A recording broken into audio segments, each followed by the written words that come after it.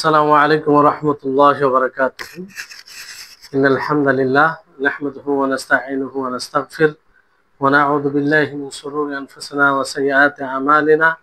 من يهده الله فلا مضل له ومن يضلله فلا هادي له، وأشهد أن لا إله إلا الله وحده لا شريك له، وأشهد أن محمدا عبده ورسوله. أما بعد، رب اشرح لي صدري ويسر لي أمري واحلل عقدة من لساني يفقهوا قولي. رب زدني علما رب زدني علما। সম্মানিত দর্শকবৃন্দ ও সম্মানিত উপস্থিতিগণ, আল্লাহ তাআলার অশেষ দয়া যে আজকে ইমাম নওয়াবী রাহিমাহুল্লাহর একটি অন্যতম বই আল আরবাঈন আন-নওয়াবী, সে যে বইটির আমরা ধারাবাহিকভাবে দার্স করে আসছি, শুনে আসছি, তারই আজকে একটি পর্ব। আজকের পর্বে ইনশাআল্লাহ আমরা ৩৯ নম্বর হাদিসের ব্যাখ্যা জানব, যেটা আল্লাহ তাআলার দয়া যে আমরা এতদূর পর্যন্ত পৌঁছতে পেরেছি। আর আজকে প্রায় ৫৭ নম্বর পর্ব হবে। তারপরে আমাদের সকলের প্রাণপ্রিয় নবী করিম মুহাম্মদ মুস্তাফা সাল্লাল্লাহু আলাইহি ওয়াসাল্লাম, ওনার উপর অসংখ্য শান্তির ধারা বর্ষিত হোক। আল্লাহুম্মা সাল্লি আলাইহি আল্লাহুম্মা বারিক আলাইহি। সম্মানিত উপস্থিতিগণ, আজকে যে হাদিসটি নিয়ে আলোচনা করব খুবই গুরুত্বপূর্ণ হাদিস। ছোট্ট একটি হাদিস, কিন্তু এই হাদিসে অনেক বিষয় জড়িয়ে রয়েছে।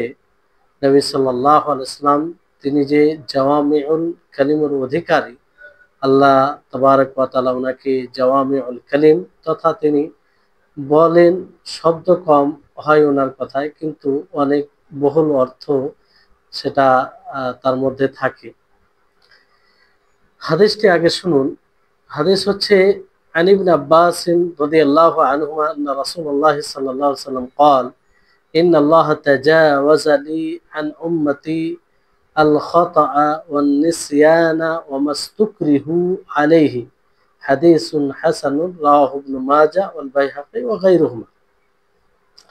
আব্দুল্লাহ ইবনে আব্বাস রাদিয়াল্লাহু আনহুমা থেকে বর্ণিত, রাসূল সাল্লাল্লাহু আলাইহি ওয়াসাল্লাম বলেন যে আল্লাহ তাবারক ওয়া তাআলা আমার উম্মতের ভুল, খাতা ভুল, নিসিয়ান বিস্মৃতি, মানে বিস্মৃতি ভুলে যাওয়া, ওয়ামাস্তুকরিহু আলাইহি এবং বলপূর্বক যা করিয়ে নেওয়া হয় তা ক্ষমা করে দিয়েছেন। আল্লাহ তাআলা ক্ষমা করে দিয়েছেন। কিসের জন্য? আমার কারণে। এই হচ্ছে হাদিস। এই হাদিসটি আসলে কয়েক শব্দে মানে এসেছে, সূত্র মুসনাদ, মানে কয়েক শব্দে এই হাদিসটি এসেছে। কোন হাদিসে ইন্নাল্লাহা ওয়াজাআ আন উম্মতি আল খাতা ওয়ান নিসিয়ান ওয়া মাস্তুকরিহু আলাইহি, আবার কোন হাদিসে এইভাবে এসেছে ইন্নাল্লাহা তাজাওয়াজা লি আন উম্মতি আল খাতা ওয়ান নিসিয়ান ওয়া মাস্তুকরিহু আলাইহি। তারপরে এরকমটা এসেছে যে রুফিয়া লি আন উম্মতি আনিল খাতা ওয়ান নিসিয়ান ওয়া মাস্তুকরিহু আলাইহি। তো এইভাবেও এই হাদিসটি এসেছে। আর এই হাদিসের ব্যাপারে আহলে ইলম, মুহাদ্দিসিন গণের কালাম রয়েছে। অনেকে এই হাদিস যায়ীফ বলেছেন, কিন্তু খোলাসা সারমর্ম হচ্ছে এটা যে এই হাদিস কাবিলে হুজ্জাত, মানে দলিল উপযুক্ত, এবং এর উপরে আমল করা যাবে, সমস্ত উলামায়ে কেরাম বলেছেন। যদিও এই হাদিসের ইসনাদ নিয়ে কিছু কথা রয়েছে, কিন্তু সমস্ত বিষয় মিলিয়ে এই হাদিসটি মানে প্রমাণিত। কারণ এই হাদিসে যা বলা হয়েছে সেটা কোরআন থেকে প্রমাণিত, কোরআনেও এর উল্লেখ পাওয়া যায়। জি, তো কোরআনে এই অর্থে যেমন এসেছে আপনার কোরআন থেকে যেমন আল্লাহ তাবারক ওয়া তাআলা ভুলকে ক্ষমা করে দেন, ভুলের উপরে পাকড়াও করবেন আল্লাহ তাআলা, খাতা নিসিয়ান দুটোরই ব্যাখ্যা হবে ইনশাআল্লাহ। যেমন আল্লাহ তাআলা বলেন রব্বানা লা তুআখিযনা ইন নাসিনা আও আখতানা, যে হে আমাদের প্রতিপালক, আমরা যা ভুলে যাই সেটা তুমি আহ, সেটা সম্পর্কে আমাদেরকে পাকড়াও করিও না, আর যেটা আমরা খাতা করি, ভুল করি, আর যেটা বিস্মৃতি মানে স্মরণে থাকে না আর কি, স্মরণে না থাকার কারণে যেটা করে ফেলি, সেটাও তুমি সেটাও সেটার ব্যাপারে আমাদেরকে জিজ্ঞাসিত করিও না। তারপরে আরেকটি দলিল আছে, এটাও সূরা আহজাবের, এটা এই আয়াতটি সূরা আহজাবের আয়াত 5 নম্বর। আল্লাহ তাআলা বলেন ওয়ালাইসা আলাইকুম জুনাহুন ফীমা আখতাতুম বিহি ওয়ালাকিন মা মা তাআম্মাদাত কুলুবুকুম, যে তোমাদের কোনো অসুবিধা নেই সেই সব বিষয়ে যেখানে তোমরা ভুল করেছো, ভুলে হয়ে গেছে। হ্যাঁ, সেই বিষয়ে তোমাদের অসুবিধা আছে, যেটা তোমাদের হৃদয় ইচ্ছাকৃতভাবে করে। এটা কোরআন থেকে প্রমাণিত হয়ে গেল যে এতে আল্লাহ তাআলা ক্ষমা করে দিবেন, ভুলে যদি হয়ে যায় কিংবা স্মরণে না থাকার কারণে হয়ে যায়। আর বলপূর্বক যে কাজ করা হয়, প্রেসার দিয়ে, জবরদস্তি, জোরপূর্বক যে কাজ করা হয়, সেটাকে আল্লাহ তাআলা ক্ষমা করবেন। এর দলিল হচ্ছে সূরা নাহলের 106 নম্বর আয়াত, মান কাফারা বিল্লাহি মিন বা'দি ঈমানিহি, যে ব্যক্তি আল্লাহর অস্বীকার করবে তার উপরে ঈমান নিয়ে আসার পরে, ইল্লা মান উকরিহা ওয়া কলবুহু মুতমাইন্নুম বিল ঈমান, হ্যাঁ ওই ব্যক্তি আহ যার উপরে জোর করা হয়েছে, বাধ্য করা হয়েছে, অথচ তার হৃদয় স্থির থাকে, মুতমাইন থাকে ঈমানের উপরে, এই অবস্থায় যদি সে কুফরি কথা বলে দেয় কিন্তু তার হৃদয় থেকে আসল বিষয়ের উপরেই থাকে, তার হৃদয় আহ জোরপূর্বক বলার কারণে এটা বলে, তাহলে এতে কোনো অসুবিধা নেই, আল্লাহ তাআলা মাফ করবে। তো এইভাবে দলিল আরো অনেক আছে। ফলে এই হাদিসটির উপরে কালাম হলেও হাদিসটি আমল উপযুক্ত, কারণ এটা কোরআন থেকে প্রমাণিত। আর এই হাদিসের বিভিন্ন সূত্র যে রয়েছে সেগুলো মিলিয়ে হাসান অনেকে বলেছেন।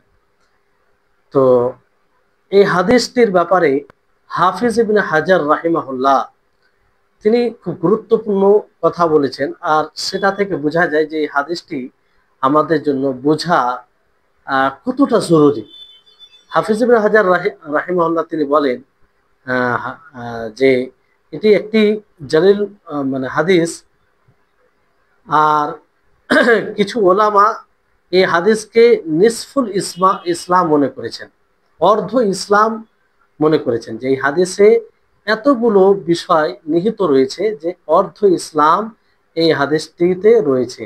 তাহলে এই হাদিসের গুরুত্ব, মাহাত্ম্য এবং এই হাদিস কি একটা ব্যাপকতার অধিকারী রাখে, যা যা তা আমরা এইখান থেকে বুঝতে পারি হাফিজ ইবনে হাজার রাহিমাহুল্লাহ তেনার কথা থেকে। তো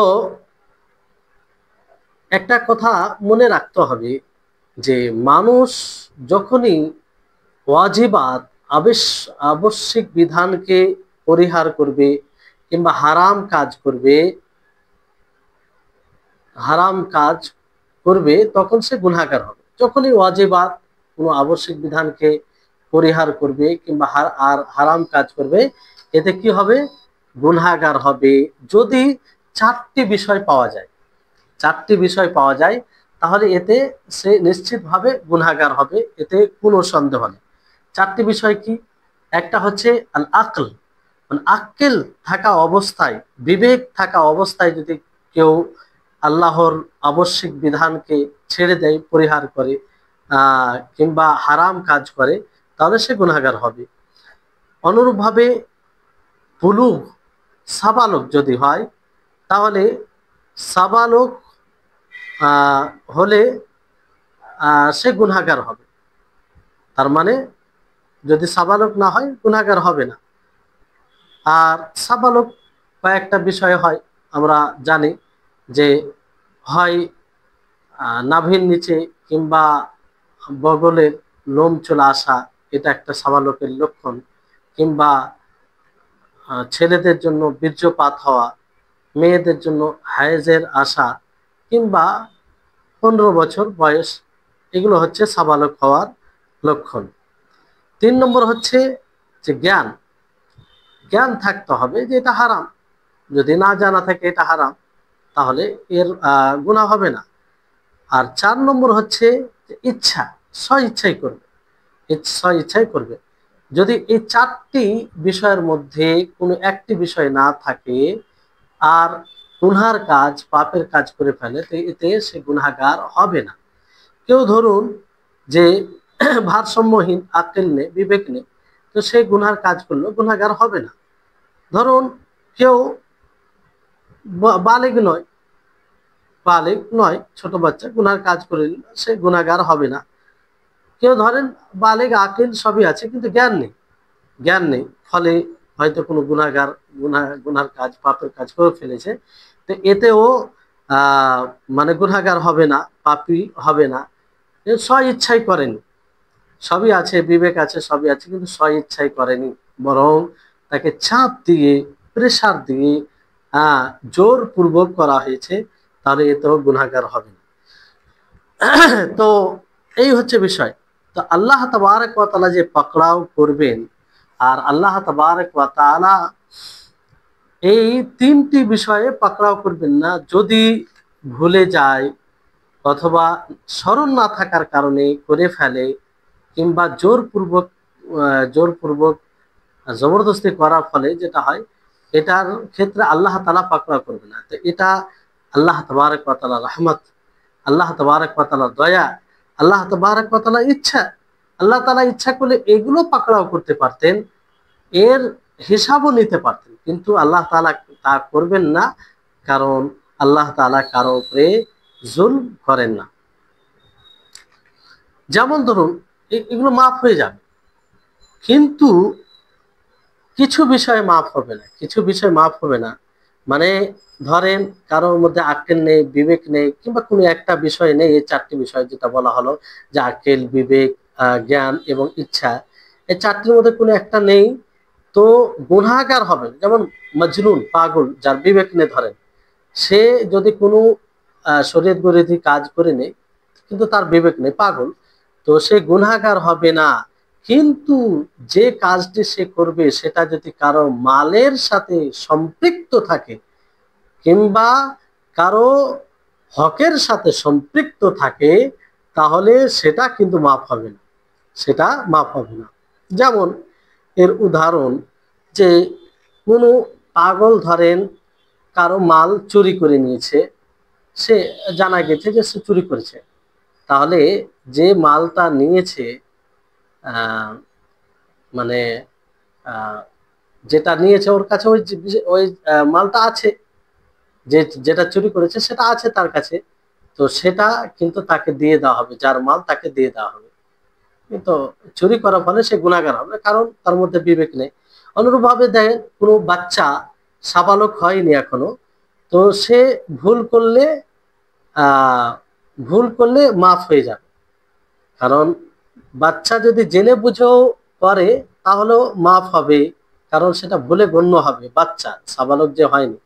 কিন্তু কোনো মানুষের মালের সাথে সম্পৃক্ত হয়, কোনো কারো হকের সাথে সম্পৃক্ত হয়, তো মাফ হবে না। যেমন ধরুন কোনো বাচ্চা ধরেন কারো কোনো একটা জিনিস ক্ষতি করে দিল, ক্ষতি করে দিল, তাহলে যদি সেটা মাল হয়, তো সেই বাচ্চার যে সম্পত্তি হয়েছে তা থেকে তাকে দেওয়া হবে, মানে সেটা জামানত, মানে জরিমানা হিসাব। আশা করি বুঝতে পারছেন। যেমন ধরুন যে কোনো বাচ্চা কারো গাড়িতে একটি ইট চালিয়ে দিল, ইট চালানোর কারণে গাড়ির কাঁচ ভেঙে গেল, তো এতে সে গুনাহগার হবে না, কিন্তু গাড়ির যে ক্ষতি হলো সেই ক্ষতির ভরণ সে দেবে, তার সম্পত্তি থেকে দেওয়া হবে, তার সম্পত্তি থেকে দেওয়া হবে, কিংবা তার ওয়ারিশ যারা আছে তারা দেবে, ওটা মাফ হবে না। কিন্তু গুনাহগার সে হবে না। যে এটা ধরেন কেউ যদি সাবালক এটা করতো আর বাকি আরো 3টা থাকতো, তাহলে সে গুনাহগার হতো, কিন্তু কোনো একটা না থাকলে গুনাহগার হবে না, কিন্তু তার যে ক্ষতি, লস হয়েছে, সেটা তাকে লাগবে। তো এই হচ্ছে বিষয়। নবী করিম মুহাম্মদ সাল্লাল্লাহু আলাইহি সাল্লাম এখানে ইন্নাল্লাহ তাজাওয়াজা লি বলেছেন, যে আল্লাহ তাআলা তাজাওয়াজা মানে মাফ করে দেওয়া, মানে মাফ করে দেওয়া, সেটাকে না ধরা। আফা এবং আসকাতার অর্থে, আফা ও আসকাতার অর্থে তাজাওয়াজা বলা হয়েছে। তো তাজাওয়াজা লি, যে আমার জন্য মাফ করে দেওয়া হয়েছে। কি ভুলকে স্মরণে না থাকার জন্য যেটা করা হয় সেটাকে, এবং যেটা জোরপূর্বক করানো হয় সেটাকে মাফ করে দেওয়া হয়েছে। লি বলতে কি, অর্থাৎ আমার কারণে, নবী সাল্লাল্লাহু আলাইহি সাল্লাম তিনি বলেন যে আমার কারণে, তার মানে পূর্বের উম্মতে ভুলের কারণে মাফ ছিল না। ভুল হলেও তার মুআখাযা, তার পাকড়াও হতো পূর্বে উম্মতে, সাবেকা পূর্বে উম্মতে। কিন্তু এই উম্মতের একটি খাসিয়াত, বৈশিষ্ট্য, যেটা আল্লাহ নবী বলছেন যে ইন্নাল্লাহ তাজাওয়াজা লি, আমার কারণে আল্লাহ তাআলা মাফ করেছেন ভুলকে স্মরণে না থাকার জন্য যেটা করা হয় সেটাকে, আর জোরপূর্বক যেটা করা হয়। তাহলে এই উম্মতের একটা বৈশিষ্ট্য, এই জন্য আল্লাহ তাআলার একটা বিশেষ দয়া। ইন্নাল্লাহ তাজাওয়াজা লি, আমার কারণে বলতে কি, যে নবী সাল্লাল্লাহু আলাইহি সাল্লাম, তার কারণ হচ্ছে যে নবী সাল্লাল্লাহু আলাইহি সাল্লামকে পুরো দুনিয়ার জন্য রহমত হিসাবে প্রেরণ করেছেন। এই জন্য পূর্বের উম্মতে এটা হিসাব হতো নিয়মিত ভাবে, এটা আল্লাহ তাআলার রহমত যে আল্লাহ তাআলা মাফ করে দিয়েছেন। অনেকেই বলেছেন, কিছু কিছু ওলামাগণ বলেছেন যে ইন্নাল্লাহ তাজাওয়াজা লি বলতে, যে আল্লাহ তাআলা মাফ করেছেন আমার জন্য, মানে আমার দোয়ার কারণে এবং আমার শাফাআতের কারণে। কারণ নবী করিম মুহাম্মদ সাল্লাল্লাহু আলাইহি ওয়াসাল্লাম দোয়া করেছেন ওই ব্যক্তির জন্য যে তার উপরে ঈমান এনেছে, তার জন্য আল্লাহ তাআলা হিসাব না নেই, পাকড়াও না করে, তাকে না ধরে, যেটা সে ভুলে করে ফেলে, অথবা স্মরণে না থাকার কারণে করে ফেলে, অথবা জোরপূর্বক করা হয়। এটা আল্লাহ নবী দোয়া করেছেন, ফলে আল্লাহ তাবারক ওয়া তাআলা মাফ করে দিয়েছেন। তা আল্লাহ নবীর কারণেই হলো, এই জন্য আল্লাহ নবী কি বলেন, ইন্নাল্লাহ তাজাওয়াজা লি, আমার কারণে। কিংবা নবী সাল্লাল্লাহু আলাইহি ওয়াসাল্লাম সুপারিশ করেছেন আল্লাহ তাআলার নিকটে এই বিষয়ে। আল্লাহ তাআলাকে বলেছেন যারা এই কারণে ভুলে, স্মরণে না থাকার কারণে করে ফেলে, অথবা জোরপূর্বক করা হয়, সেটাকে যেন মাফ করে দেওয়া হয়, আল্লাহ তাআলা সেই শাফাআতকে গ্রহণ করেছেন। তো যাই হোক, এই জন্য নবী করিম মুহাম্মদ সাল্লাল্লাহু আলাইহি ওয়াসাল্লাম বলে ইন্নাল্লাহ তাজাওয়াজা লি, যে আল্লাহ তাআলা মাফ করেছেন আমার জন্য, আমার কারণে। তো হয় নবী সাল্লাল্লাহু আলাইহি ওয়াসাল্লাম দুয়ার কারণে, না হয় নবী সাল্লাল্লাহু আলাইহি ওয়াসাল্লামের শাফাআতের কারণে, আর না হয় নবী সাল্লাল্লাহু আলাইহি ওয়াসাল্লামকে পুরো উম্মতের জন্য রাহমাত হিসাবে প্রেরণ করেছে এই কারণে। জি, এক কথায় এটি আল্লাহ তাবারক ওয়া তাআলা বিশেষ রহমত এই উম্মতে মুহাম্মাদিয়ার উপরে, যেটা উম্মতে মুহাম্মাদিয়ার একটা অন্যতম বৈশিষ্ট্য। এখানে আন উম্মতি বলা হয়েছে, আন উম্মতি, যে আমার উম্মত থেকে। নবী সাল্লাল্লাহু আলাইহি ওয়াসাল্লামের উম্মত দুই প্রকার, একটা হচ্ছে উম্মতে ইজাবা, আর একটা হচ্ছে উম্মতে দাওয়া। এখানে কোন উম্মাহ উদ্দেশ্য, এখানে উম্মাহ ইজাবা উদ্দেশ্য। এখানে উম্মতে, যেখানে উম্মতে, আগে আমরা দুটো উম্মতকে বুঝি, যে নবী সাল্লাল্লাহু আলাইহি ওয়াসাল্লামের উম্মাহ দুই প্রকার, একটা উম্মতে ইজাবা, একটা হচ্ছে উম্মতে দাওয়া। উম্মতে ইজাবা বলা হয় যে প্রত্যেক ওই মানুষকে, জিনকে বলা হয়, যে মানুষ, যে জিন নবী সাল্লাল্লাহু আলাইহি ওয়াসাল্লামের বিআসাতের পরে, নবী সাল্লাল্লাহু আলাইহি ওয়াসাল্লামের নবী হিসেবে প্রেরণ হওয়ার পরে পাওয়া গিয়েছে, সে হচ্ছে উম্মতে ইজাবার অন্তর্ভুক্ত, সে উম্মতে ইজাবার না, সে উম্মতে দাওয়ার অন্তর্ভুক্ত। তাহলে উম্মতে দাওয়া কাকে বলা হয়, যে নবী সাল্লাল্লাহু আলাইহি সাল্লামের বিআসাতের পরে যে ব্যক্তি বা যে জিন এসেছে, পাওয়া গেছে, সে উম্মতে দাওয়ার অন্তর্ভুক্ত, সে উম্মতে দাওয়ার অন্তর্ভুক্ত।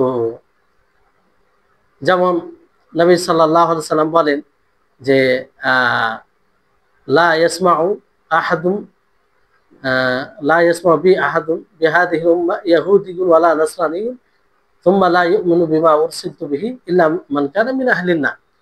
যে এই উম্মতের মধ্যে ঈমান নিয়ে আসবে না, সেই ইহুদি হোক নাসরানি হোক, আর ঈমান না নিয়ে এসে আমার রিসালাতের উপরে ঈমান না নিয়ে এসে মারা যায়, তো সে জাহান্নামের অন্তর্ভুক্ত। তার মানে নবী সাল্লাল্লাহু আলাইহি ওয়াসাল্লামের পরে যারাই এসেছে তারা উম্মতে দাওয়ার অন্তর্ভুক্ত। কিন্তু উম্মতে ইজাবা কাকে বলা হয়? উম্মতে ইজাবা বলা হয় প্রত্যেক ওই ব্যক্তিকে যে নবী সাল্লাল্লাহু আলাইহি সাল্লামের উপরে কি এনেছে? ঈমান এনেছে। যে নবী সাল্লাল্লাহু আলাইহি সাল্লামের উপরে ঈমান এনেছে তারাকে উম্মতে ইজাবা বলা হয়। তো এখানে কোন উম্মাহ উদ্দেশ্য? উম্মতে ইজাবা উদ্দেশ্য, উম্মতে ইজাবা উদ্দেশ্য। আল্লাহ নবী মুহাম্মদ সাল্লাল্লাহু আলাইহি ওয়াসাল্লাম কি বলে? ইন্নাল্লাহা তাজাওয়াজা লি আন উম্মতি, অর্থাৎ আল্লাহ তাআলা আমার কারণে ক্ষমা করে দিয়েছেন আন উম্মতি, আমার উম্মতে ইজাবা থেকে। উম্মতে ইজাবা থেকে মানে প্রত্যেক ওই ব্যক্তি থেকে যে আমার উপরে ঈমান এনেছে, যে আমার উপরে ঈমান এনেছে। তো এই হচ্ছে বিষয়। এবার আমরা আসি যে হ্যাঁ, এখানে একটি বিষয়, আর একটি বিষয় বুঝতে হবে যে যতগুলো আযার রয়েছে, মানে উযর যেগুলো রয়েছে, এগুলো কিন্তু মাফ হবে না যদি কোনো মানুষের হকের সাথে সম্পৃক্ত হয় অথবা কোনো মানুষের মালের সাথে সম্পৃক্ত হয়। জি, তাহলে এটা মাফ হবে না, এটা মাফ হবে না, এটা সবসময় মনে রাখতে হবে, সেটা দিতে হবে। আর যার কথা, যার দলিল দেওয়া হয়েছে বা যা যে ব্যাপারে একটু ইঙ্গিত করা হয়েছে। আর আল্লাহ তাবারক ওয়া তাআলা যে ভুল এবং স্মরণে না থাকার কারণে যেটা হয় এবং জোরপূর্বক করা হয় সেটাকে আল্লাহ তাআলা মাফ করছে, এর দলিল আপনাদেরকে বলা হয়েছে। তার মধ্যে একটি দলিল আমরা বলতে পারি যে মুমিনদের যে দোয়া, রাব্বানা লা তুআখিযনা ইন নাসিনা ওয়া আখতানা, তো আল্লাহ তাআলা বলে যে আমি করলাম এটা, মানে তাদের যে দোয়া করলো সেটা আমি গ্রহণ করলাম। অন্য হাদিসে নাম শব্দ বলে এসেছে। তো এটা মানে আল্লাহ তাআলা এখান থেকে আরো স্পষ্ট হয়ে যায় যে আল্লাহ তাআলা ভুলের কারণে এবং স্মরণে না থাকার কারণে যেটা হয় আল্লাহ তাআলা মাফ করবেন। তারপরে হাদিস রয়েছে, যেমন আপনার হাদিস আদি বিন হাতিব, মানে হাদিস যেটা রমজান মাসের সম্পর্কে আল্লাহ তাআলা যখন নাযিল করে কুলু ওয়াশরাবু হাত্তা ইয়াতাবায়্যানা লাকুমুল খাইতুল আবিয়াদ, এই যে আয়াতে রয়েছে যতক্ষণ কালো সাদা ধাগা কালো ধাগা থেকে স্পষ্ট না হবে, তো এটা থেকে রাত দিন ফজর কিংবা সূর্য উদ্দেশ্য নেওয়া হয়েছে। কিন্তু একজন সাহাবী কি মনে করেছিলেন যে কালো ধাগা এবং সাদা ধাগা দুটোকে রাখা হবে, যতক্ষণ না সাদা ধাগা স্পষ্ট না হবে ততক্ষণ খাবার ও পানাহার করা যায়, আর সেইভাবেই করেছিলেন। তো যখন জানা গেল যে না, এটা ভুল ব্যাখ্যা, তো আল্লাহ নবী তাকে এটা বলেনি যে তোমার রোজা হয়নি কিংবা তোমাকে আবার পুনরায় করতে হবে, কারণ এটা ভুলের কারণে হয়েছে, এটা না জানার কারণে, এটা জেহালাতের কারণে হয়েছিল। অনুরূপভাবে একজন ব্যক্তি পূর্বের ঘটনা নবী সাল্লাল্লাহু আলাইহি ওয়াসাল্লাম বলেছেন যে তার সন্তানদেরকে বলে, যখন আমি মারা যাব তোমরা আমার লাশকে জ্বালিয়ে পুড়িয়ে ছাই করে দেবে, বিভিন্ন বিভিন্ন জায়গায় ছড়িয়ে ছিটিয়ে দেবে, যাতে আল্লাহ তাআলার আযাবের ভয় আর কি। তো আল্লাহ তাআলা, লম্বা হাদিস আছে, আল্লাহ তাআলা তাকে জীবিত করেন। আল্লাহ তাআলা জীবিত কি কোন বললে জীবিত হয়ে যায় যে কোনো জিনিস। আল্লাহ তাআলা তাকে জিজ্ঞাসা করে তুমি এই কাজটি কেন করলে? তো সে কি বলল যে আমি তোমার ভয় করেছি, তোমার ভয় করেছি। তো এই যে সে হয়তো এই হুকুম জানে না যে এটা একটা বড় গুনাহ, এরকম করাটা, এরকম করা আদেশ দেওয়াটা, এই জন্য আল্লাহ তাআলা মাফ করেছেন। তারপর আরেকটি হাদিস আছে, দেখবেন যে ওই আপনারা হয়তো শুনেছেন, সে হাদিসটি কি যে একজন সাহাবী সে যাচ্ছিল কোথায়, ঘোড়া কিংবা উট যাই হোক ছিল তার কাছে, আর তাতে খাবার পানাহারের জিনিস ছিল। কোনো এক জায়গায় মরুভূমি কোনো বৃক্ষের নিচে সে আরাম করে, হঠাৎ করে তার আরোহণ সেটাকে মানে পায় না, মানে চলে গেছে, আর ওই জায়গায় কিছুই ব্যবস্থা ছিল না। তো তিনি খোঁজাখুঁজি করলেন, পেলেন না, নিরাশ হয়ে গেলেন। নিরাশ হয়ে আবার সেখানে মানে বসলেন। ইতিমধ্যেই সে মনে করলো যে আর পাবো না, আমার জীবন হয়তো এখানে শেষ হয়ে যাবে। হঠাৎ করে সে দেখে তার নিকটে উপস্থিত সেই সওয়ারি, উট উট হোক যাই হোক ঘোড়া হোক, সেখানে উপস্থিত।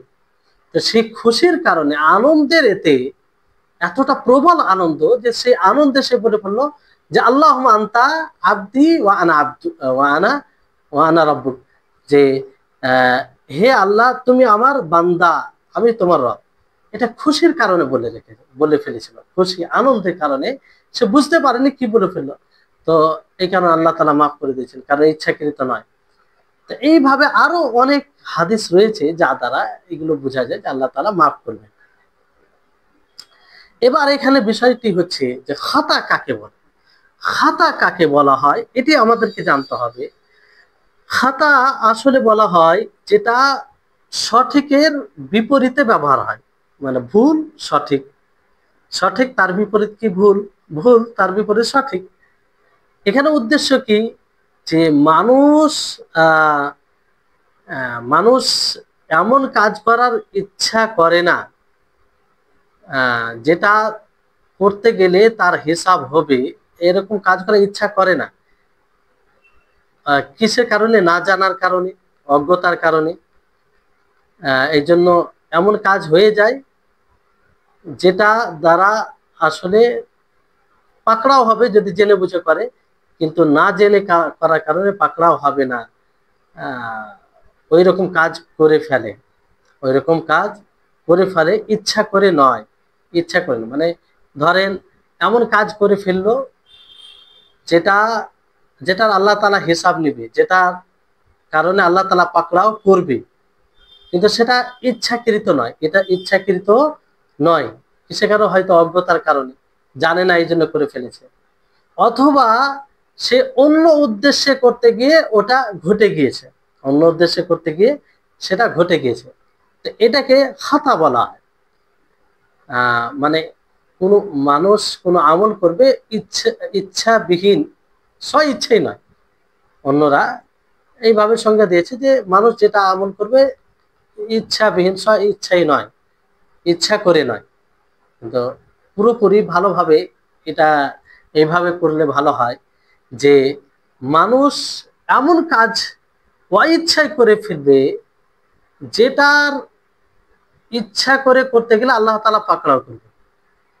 তো অইচ্ছায় করার ফলে আল্লাহ তাআলা তাকে মাফ করবেন।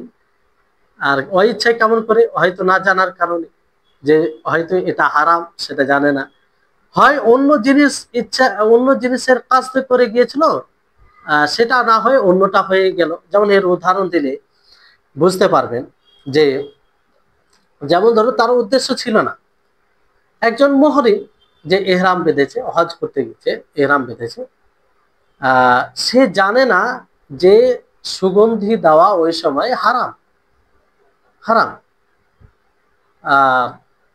জানে না, এই জন্য সে সুগন্ধি লাগিয়ে দিয়েছে। আসলে সে এটার ইচ্ছা করেনি, সে জানলে হয়তো লাগাতো না। এটা তার কি হবে, মানে মুআখাযা হবে না, কারণ তার না জানার কারণে, তার না জানার কারণে, মানে ইচ্ছা, ইচ্ছা না করে করা, এটা তার উদাহরণ। যে একজন মুহরিম যে হজ করতে যাবে তার জন্য সুগন্ধি লাগানো কি হারাম, সুগন্ধি লাগানো হারাম, কিন্তু সে জানে না, সুগন্ধি লাগিয়ে ফেলেছে। ফলে না জানার কারণে এটা আর মুআখাযা, মানে পাকড়াও হবে না। তো ইচ্ছা করতে গিয়ে, ইচ্ছা করে করতে গেলে এটা পাকড়াও হবে, গুনাহগার হবে। অথবা অন্য উদ্দেশ্যে করতে গিয়ে, অন্য উদ্দেশ্য এক ছিল আর এক হয়ে গেছে। যেমন ধরুন যে একজন মানুষ সে মানে শিকার করতে চায়, একজন মানুষ শিকার করতে চায়, শিকার করার উদ্দেশ্যে সে গুলি ছাড়লো, গুলি ছাড়লো, তো সেটা অন্য কাউকে লেগে গেল, আসলে উদ্দেশ্য ছিল না, উদ্দেশ্য কোনো মানুষকে ছিল না, আর এতে তার শিথিলতা ছিল না, পুরো উদ্দেশ্য ছিল কোনো হালাল প্রাণীকে শিকার করা, হালাল প্রাণীকে শিকার করা, কিন্তু সেটা করতে গিয়ে কোনো মানুষকে লেগে যায়, ফলে তার হত্যা হয়ে যায়, সে মারা যায়। তো এটা তার ইচ্ছা ছিল না যে ওই মানুষকে মারা, কিন্তু শিকার করতে গিয়ে সে মারা গেল। তো এখানে সে গুনাহগার হবে না, গুনাহগার হবে না, তবে অন্য বিধান হতে পারে, প্রয়োগ হতে পারে, কিন্তু সে গুনাহগার হবে না। কিংবা এর উদাহরণ এটা এটা থেকে বুঝতে পারেন, ধরুন একজন মুহরিম যে এহরাম বেঁধেছে হজের নিয়তে, তো সে কোনো মানুষকে সালাম করলো, সালাম, সালাম কি উদ্দেশ্য করে, একজন মুসলিম আরেক মুসলিমকে সালাম করে, তো যাকে সে সালাম করলো সে কিন্তু হাতে সুগন্ধি লাগিয়ে রেখেছে, সুগন্ধি, এত্র কিংবা সুগন্ধ যেটা দেয় সেগুলো লাগিয়ে রেখেছে। তো মুহরিম যে সালাম করেছে সে তো সুগন্ধির ইচ্ছা করেনি, ইচ্ছা কি করেছে সালাম দেওয়ার, কিন্তু সালাম দিতে গিয়ে তার হাতে যেহেতু সুগন্ধি লেগেছিল তার হাতেও চলে এলো। তো এটা হচ্ছে খাতা, এটা হচ্ছে কি খাতা, মানে আসলে সে ইচ্ছা করে সুগন্ধি লাগায়নি, বরং ইচ্ছা ছিল তার সালাম করা, ইচ্ছা ছিল কি তার সালাম করা, কিন্তু সালাম করতে গিয়ে ওই ইচ্ছাই তার হাতেও সুগন্ধি চলে আসে। তো এইরকম এতে তার মুআখাযা, তার পাকড়াও হবে না। আহ এরকম বিষয়, যেমন ধরুন যে মাজনুন, পাগল, যদি কোনো কথা বলে ফেলে, পাগল পাগল যেগুলো করে তার ইচ্ছা করে করে না, কিংবা এটা থাকে না, কিংবা ধরেন ঘুমন্ত অবস্থায় কেউ কাউকে যদি কোনো কথা বলে ফেলে দেয়, হ্যাঁ, কারো কোনো কথা, কারো সম্পর্কে কোনো কথা বলে থাকে, তাহলে এটা খাতার মধ্যে পড়বে, কারণ এতে এতে তার ইচ্ছা থাকে না, ইচ্ছা কাসদ থাকে না। জি, তাহলে খাতা আপনারা বুঝতে পারলেন যে খাতা কাকে বলে। এই খাতা কখনো আপনার এতেকাদ, আকিদাতে ঘটে, আবার কখনো কথায় ঘটে, আবার কখনো কর্মে ঘটে। তো যদি কোনো মানুষ আহ মানে এমন জিনিস করে ফেলে যেটা তার উপরে ওয়াজিব ছিল, আর সেখানে ভুল করে ফেলে, যেটা ওয়াজিব ছিল সেখানে করতে গিয়ে ভুল করে ফেলে, তাহলে সেটার মুআখাযা, পাকড়াও হবে না। ভুল করে ফেলে তাহলে পাকড়াও হবে না।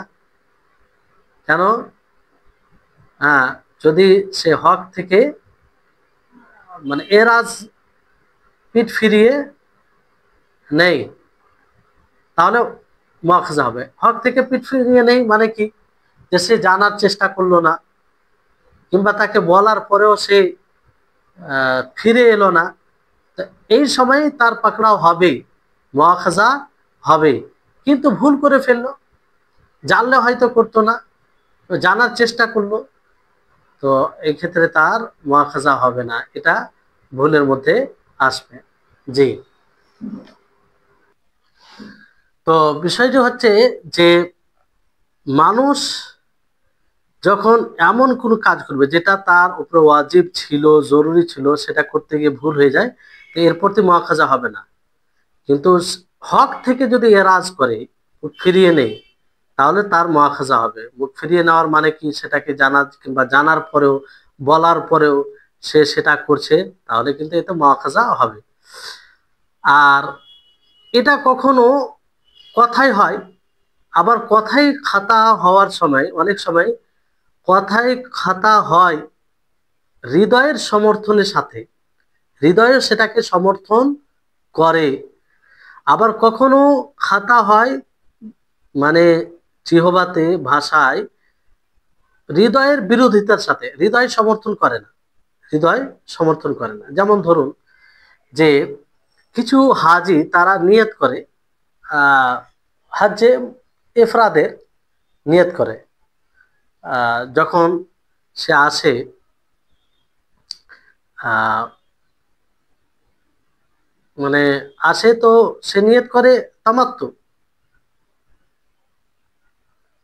হ্যাঁ, যে সে তামাত্তু করবে, মানে হজে ইফরাদ এটা নিয়ত করে না, কিন্তু সে নিয়ত করার সময় কি বলে, লাব্বাইক হাজ্জান মুফরিদান, যা আমি হাজ্জে ইফরাদের কি করলাম, নিয়তের উদ্দেশ্যে বললাম। এটা নিয়ত করা একটাই। তো এখানে যে বিষয়টি ঘটছে, এই হাজ্জে মুফরাদান যে ব্যক্তি বলল, সে এই নিয়তে বলল, শিক্ষিত নয়। মুফরাদান বলতে মনে করেছে যে একাকী হজ করলে এটাকে বলা হয়, এই ক্ষেত্রে সে ব্যবহার করে। তার নিয়ত এটা নেই যে হজ্জে ইফরাদ করবে, সে কিন্তু হজ্জে তামাত্তুই করছে, হজ্জে তামাত্তুই করছে। তাহলে জিহবা দ্বারা সে উচ্চারণ করলো যে হজ্জে ইফরাদ করবে, মানে সে বলল যে লাব্বাইক হাজ্জান, আল্লাহুম্মা লাব্বাইক হাজ্জান মুফরাদান, যে আমি হজ্জে ইফরাদের নিয়ত করছি। কিন্তু সে জিহবা দ্বারা বলল, এই উদ্দেশ্যে বলল যে সে একাকী হজ করছে, এই জন্য সে জানে না যে মুফরাদ, হজ্জে মুফরাদ বলে হজ্জে মুফরাদ এর সঙ্গে আলাদা হজ্জে তামাত্তু ওইরকম নয়। তো এটা একটা, এটা মানে আসল যে সেটা করছে তার উদ্দেশ্য যেটা, সেটাই ধরা যাবে। মানে তার উদ্দেশ্য কি হজ্জে তামাত্তু, হজ্জে তামাত্তুই সেটা গ্রহণযোগ্য হবে। আর যেটা হৃদয়ে নেই সেটা গ্রহণযোগ্য হবে না। কখনো কি হয় যে আহ, হৃদয়ে সমর্থন থাকে না, জিহবাতে বলে দেয়, জিহবাতে মানে বলে দেয়, কিন্তু আসলে সেটা উদ্দেশ্য থাকে না। যেমন এর একটি উদাহরণ ওই হাদিসটি, যে একজন ব্যক্তি সে মরুভূমি এলাকায় যাচ্ছিল, সাওয়ারি ছিল, সেটা খাবার পানাহারের জিনিস ছিল। যাই হোক, লম্বা আছে হাদিসটি, যে তার খাবার পানা আর ছিল, আর ওই সাওয়ারিটি হঠাৎ করে গুম হয়ে যায়, পায় না। সে নিরাশ হয়ে যায়, নিরাশ বলতে সে পাবে না বলে খুব চিন্তিত হয়ে সেখানে আরাম করে। হঠাৎ করে আবার সে সামনে পায়, তো খুশির আনন্দে সে বলে ফেলে, আল্লাহুম্মা আনতা আবদি ওয়া আনা রব্বুকা, যে হে আল্লাহ তুমি আমার বান্দা, নাউজুবিল্লাহ, এইভাবে, আর আমি তোমার রব, এইভাবে সে বলে ফেলে খুশির কারণে, খুশির কারণে। তো এখানে বলে ফেললো, কিন্তু হৃদয়ে তার সমর্থন নেই, হৃদয়ে তার সমর্থন নেই।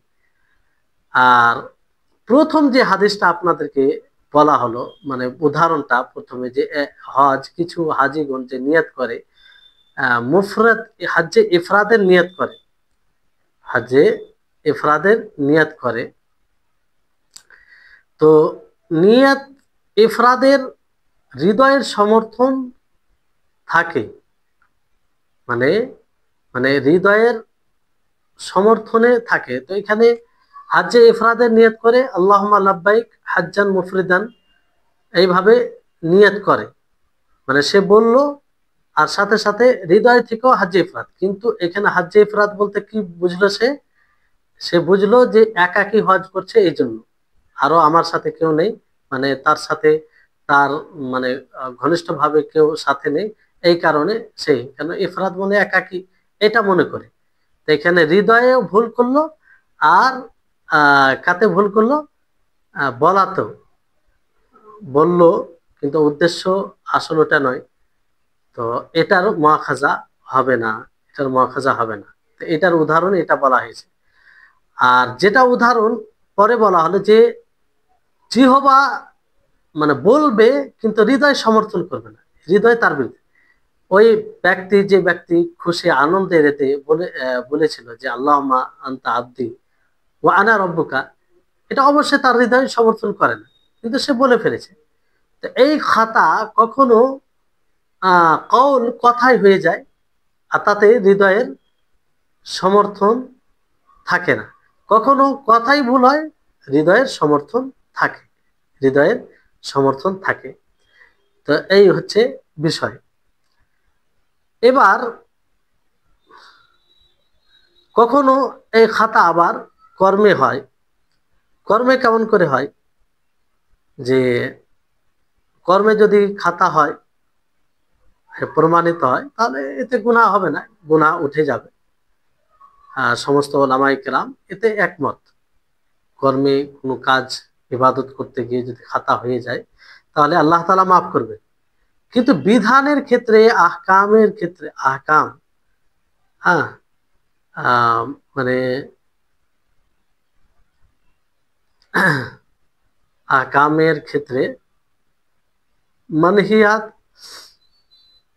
মানহিয়াত যেটা আহকাম মানহিয়াত রয়েছে তাতে মাফ হবে। আহকাম মানহিয়াত তাতে মাফ হবে। যেমন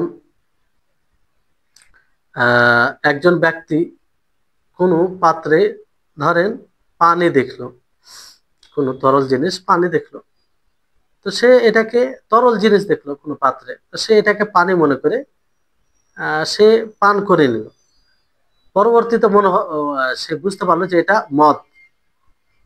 এতে সে গুনাহগার হবে না, কারণ এখানে খাতা, ভুল হয়েছে।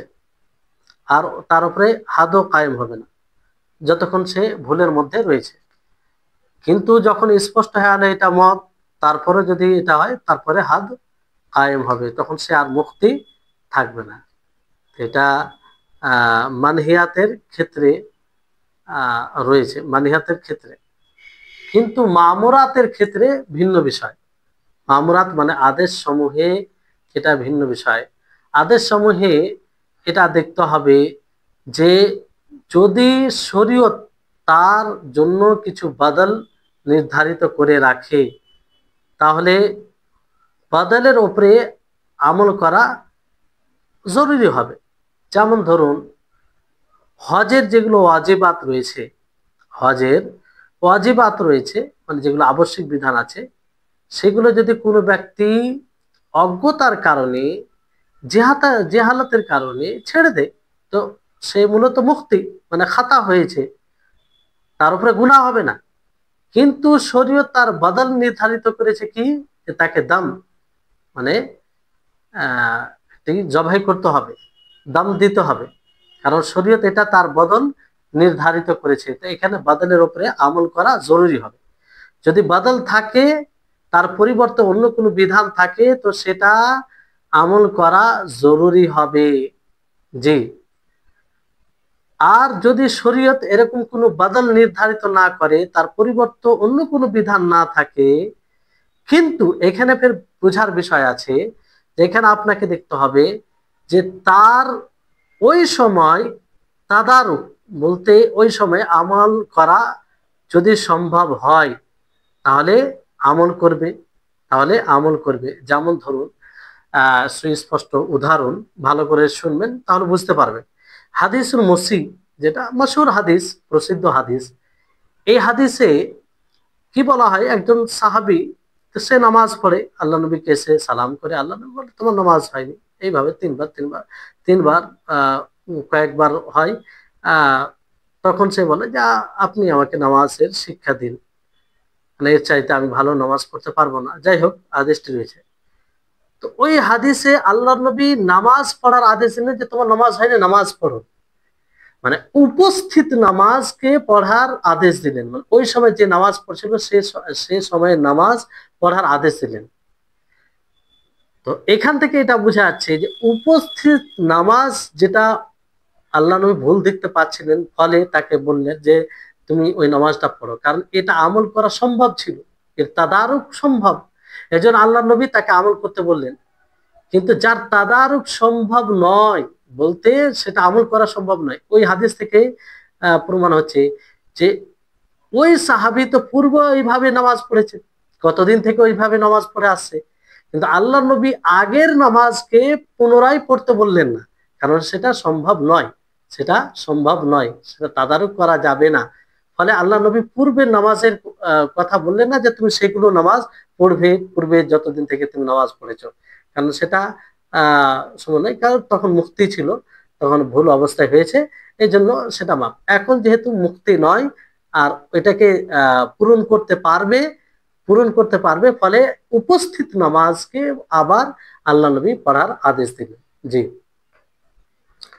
তাহলে এই হচ্ছে বিষয়। তো প্রথম বিষয় হচ্ছে যে যদি শরীয়ত মানে মামুরাতের ক্ষেত্রে, আদেশ সমূহের ক্ষেত্রে যদি শরীয়ত তার পরিবর্তে অন্য মানে এমন জিনিসে ভুল করে, যে ভুলে শরীয়ত তার পরিবর্তে অন্য কোনো বাদল রেখেছেন, অন্য কোনো বিধান রেখেছেন, তাহলে অন্য কোনো বিধানকে আমল করা জরুরি হবে। যেমন এর উদাহরণ যে ওয়াজিবাতুল হজ, হজের যে আবশ্যিক বিধান সমূহ রয়েছে সেখানে যদি ভুল করে তো সে গুনাহগার হবে না, না জানার কারণে ভুল করলে গুনাহগার হবে না। কিন্তু শরীয়ত যেহেতু তার বদল, তার পরিবর্তে অন্য বিধান নির্ধারিত করেছেন, সেটা কি, যে দাম দিতে হবে, মানে একটা জবাই করতে হবে তাকে। জি, বুঝতে পেরেছেন? কারণ বদল, পরিবর্তে অন্য বিধান রয়েছে এখানে। এবার যদি শরীয়ত, দ্বিতীয় অবস্থা কি, শরীয়ত যদি বদল নির্ধারিত না করে, বদল নির্ধারিত না করেন, তাহলে সেই ক্ষেত্রে দেখতে হবে যে সেটা সেই সময় পূরণ করা যাবে কি যাবে না। যদি পূরণ করা যায় তাহলে পূরণ করবে, আর যদি পূরণ না করা যায় তাহলে পূরণ করবে না। এর দলিল হাদিসুল মুসি, হাদিসুল মুসি, যে আল্লাহ নবীর সামনে এক ব্যক্তি নামাজ পড়লেন, তাকে কয়েকবার বললে তোমার নামাজ হয়, নামাজ পড়ো। তো শেষ পর্যন্ত আল্লাহ নবী শিখিয়ে দিলেন তাকে নামাজ। তো উপস্থিত নামাজকে আল্লাহ নবী পড়তে বললেন, উপস্থিত নামাজকে, কারণ সেটা পূরণ করা যাবে, সম্ভব ছিল। আর যেগুলো পূর্বে হয়তো কতদিন থেকে ওইভাবে নামাজ পড়ে আসছে, কিন্তু আল্লাহ নবী সেগুলো আর পড়তে বললেন না, তখন মুক্তি ছিল আর সেটা সম্ভব নয় পূরণ করা, ফলে আল্লাহ নবী আর বললেন না। তো যেটা পূরণ করা যাবে না, কষ্টকর হবে, সেটা আর ওয়াজিব হবে না, সেটা মাফ হয়ে যাবে। সেটা কি হবে? মাফ হয়ে যাবে। জি, তাহলে এই হচ্ছে বিষয়। আশা করি আপনারা বুঝতে পারছেন। আর এখানে আরেকটি বিষয় মনে রাখতে হবে যে খাতা নিসিয়ান, খাতা বলতে ভুলে কোনো আমল করে নেওয়া, জেহালাতের কারণে, কিংবা কোনো জিনিস অইচ্ছায় হয়ে যাওয়া, এই দুটো জিনিস এর অন্তর্ভুক্ত খাতার মধ্যে। নিসিয়ান, নিসিয়ানের মধ্যে কি, কোনো জিনিস স্মরণে না থাকার কারণে হয়ে যাওয়া, এই দুটোর মধ্যে পার্থক্য আছে। মানে খাতার মধ্যে কি থাকে, যে জেহালাত থাকে, অজ্ঞতা থাকে, মানে না জানার কারণে এটা ঘটে।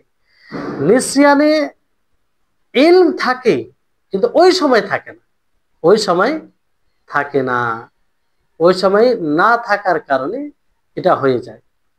কিন্তু পূর্বে মানে যে সময় কাজটি করে ওই সময় তার ওই ইলম থাকে না, কিন্তু পূর্বে ইলম ছিল, ভুলে যাওয়া আর কি। এই মানে সূক্ষ্ম একটা পার্থক্য আর কি। তো এটা একটা বিষয় পার্থক্যের। আর আরেকটা বিষয়, খাতা, খাতার মধ্যে কিন্তু মুখালেফাত উদ্দেশ্য হয় না, বিরোধিতা উদ্দেশ্য হয় না, মানে না জানার কারণে করে ফেলে, মানে মনে করে যে এটা সঠিক, মানে জানে না সে যে এটা ভুল। তো মুখালেফাত, বিরোধিতার কোনো উদ্দেশ্য থাকে না, বিরোধিতার কোনো উদ্দেশ্য থাকে না। যেমন ধরেন কোনো মহরিমের সুগন্ধি লাগিয়ে দেওয়া, সে জানে না যে সুগন্ধি লাগা হারাম, তো সুগন্ধি যে না জানার কারণে লাগায়, তার উদ্দেশ্য এটা থাকে না যে মুখালেফাত করা, বিরোধিতা করা, কারণ সে জানে না, সেটাকে সঠিক মনে করে লাগায়। খাতার মধ্যে এটা হয়, কিন্তু নিসিয়ানের মধ্যে মুখালাফাত, বিরোধিতা উদ্দেশ্য হয়, বিরোধিতা উদ্দেশ্য হয়। যেমন বিরোধিতা কেমন, যে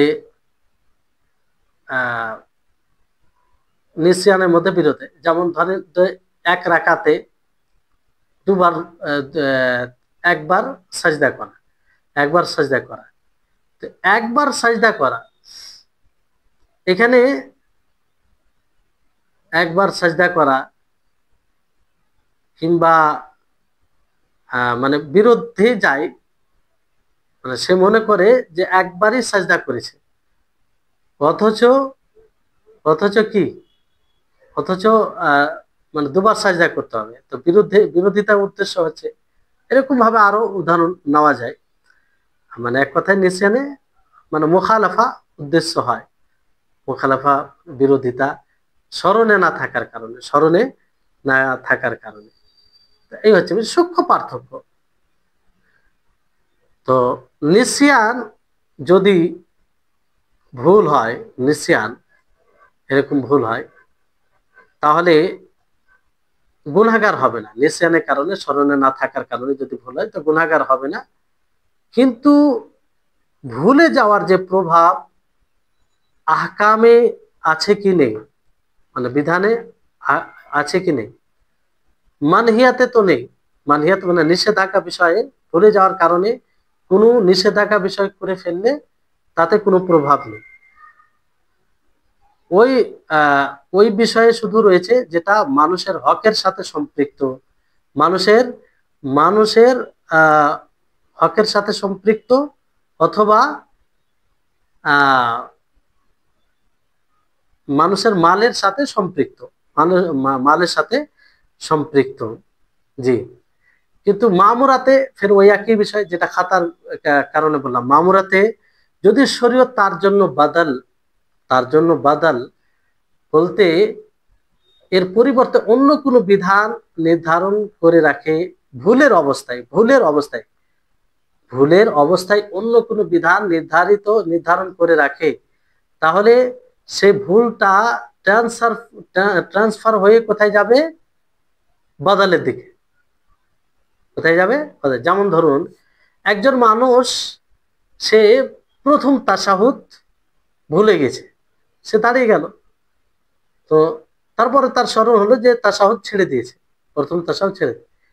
তো সে ওইখান থেকে কোথায় যাবে? সাহু সাজদা থেকে। কারণ ওই সময় মানে ওই ভুলে শরীয়ত কি নির্ধারণ করেছে? তার পরিবর্তে বিধান সাহু সিজদা করতে হবে। কি করতে হবে? সাহু সিজদা করতে হবে। এটা একটা বিষয়। যদি শরীয়ত ওই ভুলের অবস্থায় কোনো অন্য কোনো বিধান নির্ধারিত করে থাকে, তাহলে সেটা করতে হবে। যেমন কেউ তাশাহুদ আউয়াল ভুলে যায়, তাহলে ভুলে যাওয়ার ফলে যেহেতু তার বদল আছে, তার পরিবর্তে বিধান আরেকটি রয়েছে যে সাহু সাজদা করতে হবে। কি করতে হবে? সাহু সাজদা করতে হবে। আর যদি শরীয়ত বদল এর পরিবর্তে কোনো বিধান নির্ধারিত না করে থাকে ভুলের সময়, তাহলে দেখতে হবে যে সেটা তখন পূর্ণ করা সম্ভব না সম্ভব নয়। ঠিক এর মতো, খাতার মতো, সেটা পূর্ণ করা সম্ভব কি সম্ভব নয়। যদি পূর্ণ করা সম্ভব না হয়, তাহলে সেটা মাফ হয়ে যাবে। তাহলে কি হবে? সেটা মাফ হয়ে যাবে। যেমন ধরুন, এর উদাহরণ যে কোনো বাচ্চা 4 মাসের পরে নষ্ট হয়ে যায়, 4 মাসের পরে, মানে 120 দিন হওয়ার পরে আহ, নষ্ট, মানে নষ্ট হয়ে গেছে 120 দিনের পরে, 120 দিন 4 মাসের পরে। তো 4 মাসের পরে যদি হয়, তাহলে কি করতে হবে? গোসল দিতে হবে, কাফন দিতে হবে, তাকে দফন করতে হবে, তার জানাজা পড়তে হবে, এগুলো সবগুলো করতে হবে। আর মুসলিমদের কবরে তাকে দাফন করতে হবে। কিন্তু আহ কোনো মুসলিম জানে না, সেটাকে দাফন করে দিল। দাফন করে দেওয়ার পরে মানে সালাদ টালাদ কিছু পড়েনি, এমনি দাফন করে দেয়, এমনি গেড়ে দিয়েছে। পুরো 1 মাস পরে মনে পড়ছে যে না, এটা তো ভুল। কোন আলেমকে জিজ্ঞাসা করলো, তারপরে স্পষ্ট হলো যে এটা তো ভুল করেছি, এইভাবে তো ঠিক হয়নি। তার জানাজা পড়তে হতো, গোসল দিতে হতো, কাফন দিতে হতো। হ্যাঁ, তো এটা তো করা হয়নি। তো এটা মাফ হয়ে যাবে, কারণ এটা তার পূরণ করা জরুরি, মানে সম্ভব নয়। কারণ ওই বাচ্চাকে বের করে আবার ওটা আমল করা সম্ভব নয়, তাদারুক এখানে সম্ভব নয়। জি। আর যদি পূরণ করা মানে আমল করা সম্ভব হয়, তাহলে আমল করবে। যেমন ধরুন, কোনো মানুষ ধরেন সালাত ভুলে গেল, যে সে সালাত, যেমন ধরেন একজন মানুষ কোনো জায়গায় আছে, বাজারে আছে ধরেন, সে মনে করলো যে জোহরের সময় বাজারে আছে, জোহরের সময় হয়ে গেছে, সে বাজার থেকে বের হয়ে গেল, আর মনে করলো যে বাড়িতে গিয়ে পড়বো। বাড়ি গেল, বাড়িতে যখন প্রবেশ করে তখন সে ভুলেই যায় যে সে পড়েনি, নামাজ পড়েনি। দ্বিতীয় দিন তার মনে পড়লো যে না, আমি তো সেদিন নামাজ পড়িনি, দ্বিতীয় দিন গতকালকে নামাজ পড়িনি। তাহলে সেক্ষেত্রে তাকে কি করতে হবে? নামাজ পড়তে হবে, কারণ এটা তাদারুক, এটা পূর্ণ করা সম্ভব। এটা পূর্ণ করা কি সম্ভব? এটা পূর্ণ করা সম্ভব। কারণ হাদিসে আছে যে আহ হাদিসে এইভাবে আছে, মান্নাসিয়া সালাতান ফাল ইউসাল্লি ইদা যাকারতা। যখন কেউ নামাজ ছেড়ে দিবে, তখন সে যেন নামাজ পড়ে, যখনই স্মরণ পড়বে, ছুটে যায়, ভুলে যায়, নামাজ যদি কেউ ভুলে যায়, যখনই স্মরণ পড়বে তখনই পড়বে। এর জন্য কোনো কাফারা নেই, এর জন্য কোনো কাফারা নেই। জি, অনুরূপভাবে আহ, যে আপনার সিয়ামের ব্যাপারে বলা হয়েছে যে মান্না সিয়া ওয়া হুয়া সাইম ফাআকালা ওয়া শারিবা ফালিউতিম সাওমাহু ফাইন্নামা আতআমাহু আল্লাহু ওয়া সাকাহু। যে ব্যক্তি ভুলে যাবে সমরত অবস্থায় যে সে সম আছে, সাইম আছে, রোজা রেখেছে, আহ, ভুলে গেছে, ফলে সে খেয়ে নিল, পান করে নিল, তো সেই জন্য সাওমকে পূর্ণ করে, মানে কারণ আল্লাহ তাআলা তাকে খাইয়ে দিয়েছে, আল্লাহ তাআলা তাকে খাইয়ে দিয়েছে। তো বিষয়টি হচ্ছে, এটা কিসের দলিল? এটা দলিল যে ভুলে গেলে আল্লাহ তাআলা মাফ করে দিবেন, এটার দলিল। আর আয়াত থেকে এটা প্রমাণিত যে বলা হয়েছে। তো এই হচ্ছে বিষয়।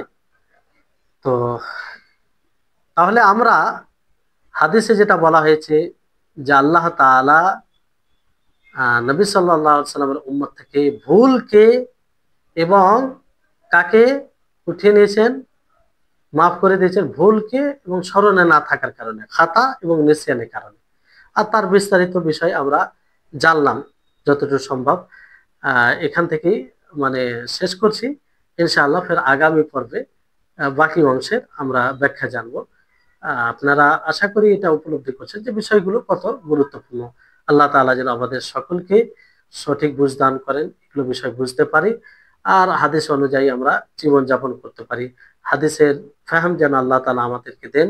আল্লাহ তাআলা আমাদের সকলের জন্য শারঈ জ্ঞানকে, শারঈ জ্ঞান অর্জন করাকে সহজ করে দেন।